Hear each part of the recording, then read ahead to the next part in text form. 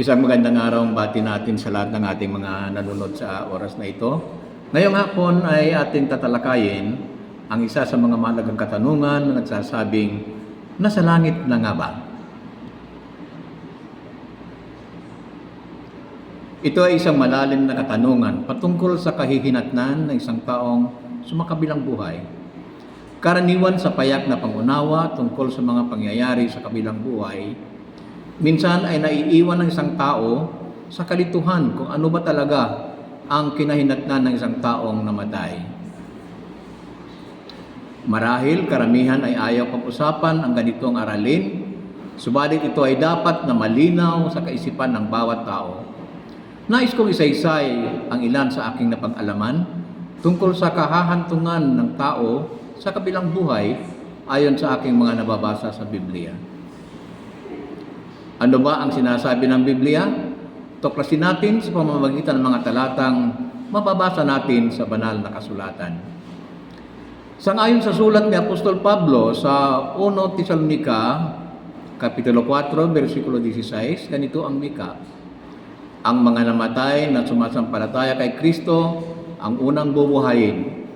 Sa makatuwid, ang isang taong namatay ay dapat na mabuhay muli at magkaroon ng makalangit na katawan sa pagbalik ni Kristo sa ikalawang pagkakataon. Samantala, habang naghihintay ang namatay sa araw ng pagbabalik ni Kristo, ang kanyang katawang lupa ay mananatili sa libingan ng mga patay. Ganito ang sinasabi ng aklat ng mga gawa, 2:29. Mga kapatid, buong katiyakan kong sasabihin sa inyo na ang ating ninunong si David ay namatay at inilibing. At ang libingan niya ay nasa atin hanggang ngayon. Ang katawang lupa ay nasa libingan, subalit tingnan natin kung ano ang kalagayan ng kaluluwa ayon sa aklat ng Pahayag 6:9. Ganito ang sinasabi. Nang alisin ng kordero ang panlimang selyo, nakita ko sa ilalim ng dambana ang mga kaluluwa ng mga pinatay dahil sa salita ng Diyos at dahil sa pagpapatotoo nila rito. Sa ating nabasa sa aklat ng mga gawa, patungkol sa katabang lupa ni Haring David at ang sinasabi ng aklat ng Pahayag, hanggat hindi dumarating si Kristo sa kanyang ikalawang pagparito sa lupa, hindi siya makakarating sa langit sa sinapupunan ng Diyos. Mula mismo sa mga labi ni Kristo, pakinggan natin ang kanyang sinabi sa aklat ng Juan 3:13 na ganito ang nakasulat. Wala pang sinumang umakyat sa langit, kundi ang bumaba mula sa langit, ang anak ng tao. Maliwanag na sa sinasabi ng mga talatang ating binasa, si Kristo lang ang tanging umakyat sa langit mula sa lupa nang siya ay nabuhay muli.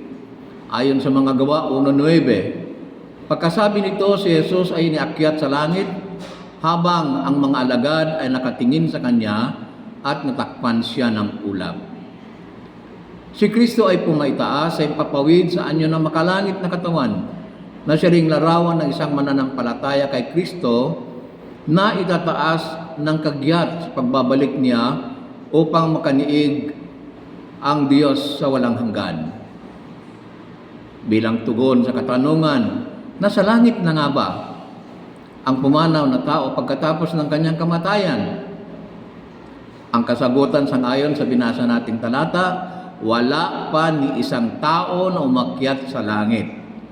Tanging si Kristo lamang ang nanggaling sa langit, nanaog sa lupa at bumalik sa Ama pagkatapos ng pagkabuhay niyang muli.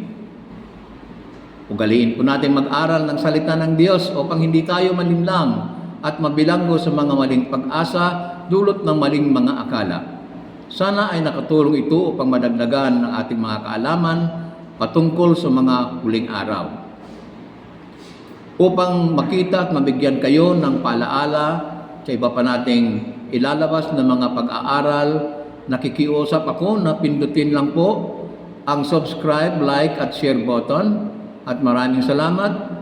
Pagpalain kayo ng Diyos. Magandang araw.